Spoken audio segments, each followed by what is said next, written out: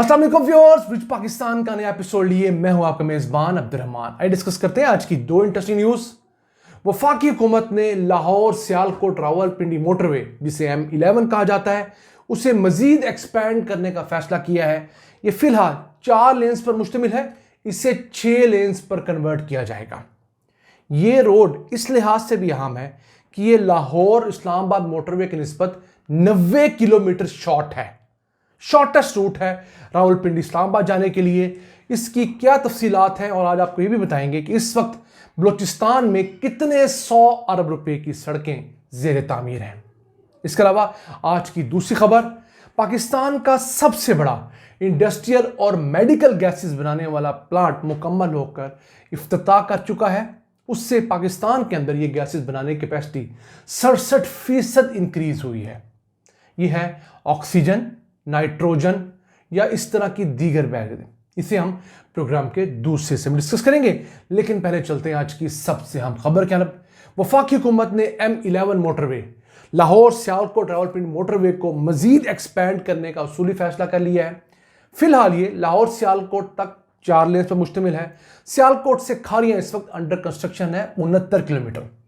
तो अब फैसला यह किया गया कि अगला जो उसका फेज बनना है खारियां से रावलपिंडी तक 117 किलोमीटर का, वो बनेगा ही 6 लेन्स के लिए, क्योंकि इसके ऊपर बहुत सारे जो शहर हैं जैसे गुजरात की ट्रैफिक है, खारियां है, जेलम है, सोआ है, इन तमाम शहरों की जो आबादी है जो कि गुंजान आबाद शहर है, उसके लिए 6 लेन्स ही कैटर करेंगी।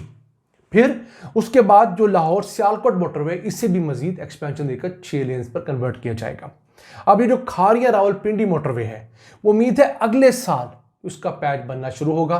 117 किलोमीटर के इस फेज की लागत 2022 में 108 अरब रुपए थी, जो अब बढ़कर 167 अरब रुपए हो गई है। यानी प्राइस में 57% का इंक्रीज आया है।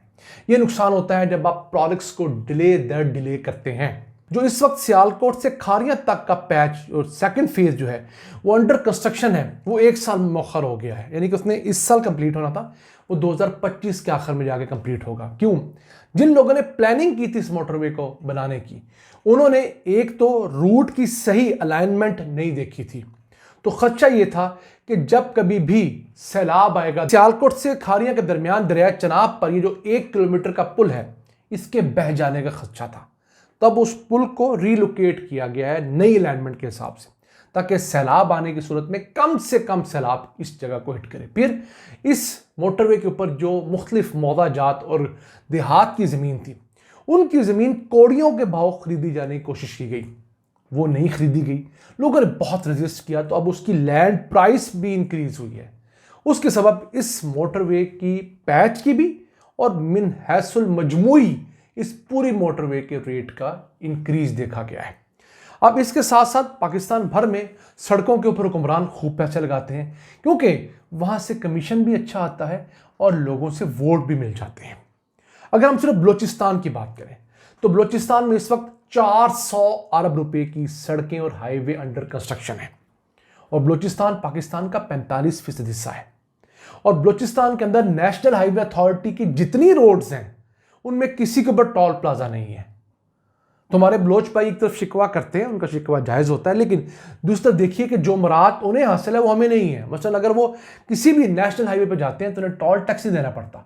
सूबाई अथॉरिटी के अगर कोई हाईवे है जो सूबे के अंडर है, वहाँ टोल टैक्स होंगे, लेकिन जो वफाक के अंडर जितनी भी हाईवेज हैं वहाँ किसी किस्म का टोल टैक्स नहीं। जबकि आप अगर लाहौर से गुजरांवाला जाना शुरू करें तो आपको रास्ते में 2 टोल प्लाजे मिलते हैं, और ये फासला कितना है? 60 किलोमीटर का।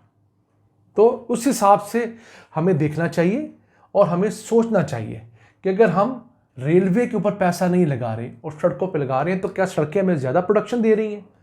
हालांकि दुनिया भर में रेलवे सड़कों के निस्बत कहीं ज़्यादा प्रॉफिटेबल तरीका होता है चीज़ों की ट्रांसपोर्ट का, सस्ता तरीका होता है, महफूज तरीका होता है, एक्सीडेंट्स कम होते हैं, चीज़ें जल्दी पहुँच जाती हैं।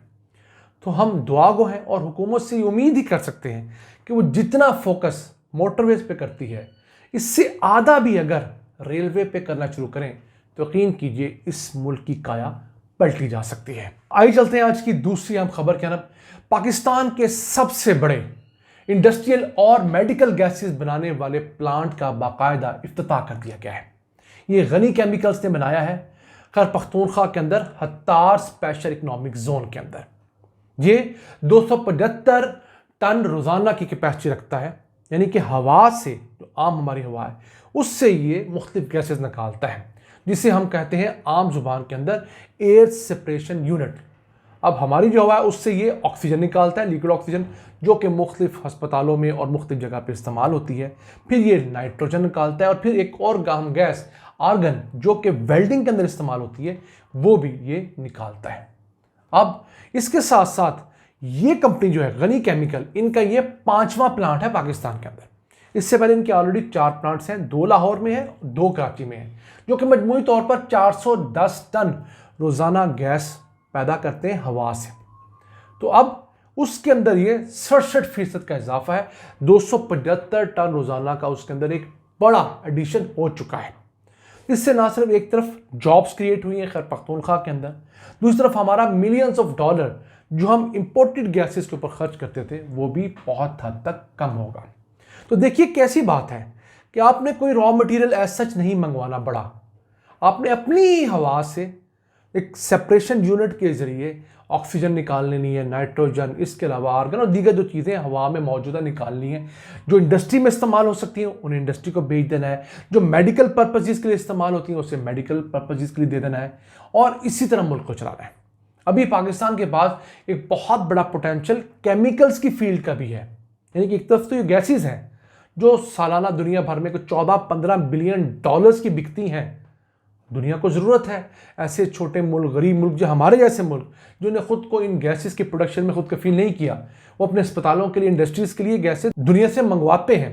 तो हम भी पहले मंगवाते थे, हम आहिस्ता से खुद कफील हो रहे हैं। तो इसी तरह हम अब केमिकल्स की फील्ड में जाएं तो पाकिस्तान को हर साल 10 बिलियन डॉलर्स के मुख्तलिफ केमिकल्स की ज़रूरत पेश आती है।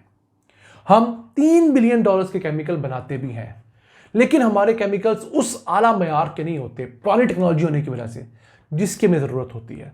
तो हम 3 बिलियन डॉलर्स के केमिकल बेचकर 10 बिलियन डॉलर्स के केमिकल मंगवाते हैं, और अक्सर केमिकल वही होते हैं जो हम दरमियानी या लो क्वालिटी के पाकिस्तान में बना रहे होते हैं। तो अगर हम अपने केमिकल सेक्टर को भी इसी तरह तगड़ा करें तो हम 10 बिलियन डॉलर्स केमिकल की फील्ड में सालाना बचा सकते हैं। ये हमारी अपनी लोकल डिमांड है। और अगर हम केमिकल्स के अंदर एक्सपोर्ट करने जाएं तो सैकड़ों अरब डॉलर्स की डिमांड है, उसको तो कैटर करते करते हम थक सकते हैं। तो नाज़रीन, ये था आज का एपिसोड।